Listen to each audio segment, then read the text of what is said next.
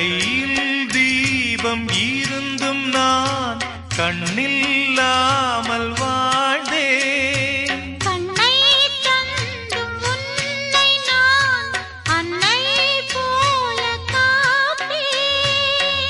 வாழ்க்கை என்னும் பள்ளியில் என்னை சேர்க்கவா, வாழ்க்கை என்னும் பள்ளியில் என்னை சேர்க்கவா. விழிகள் ரெண்டும் பள்ளிக்கூடம் தொடங்கு கண்ணா புதிய பாடம். மடியில் சாய்ந்து படிக்க வேண்டும்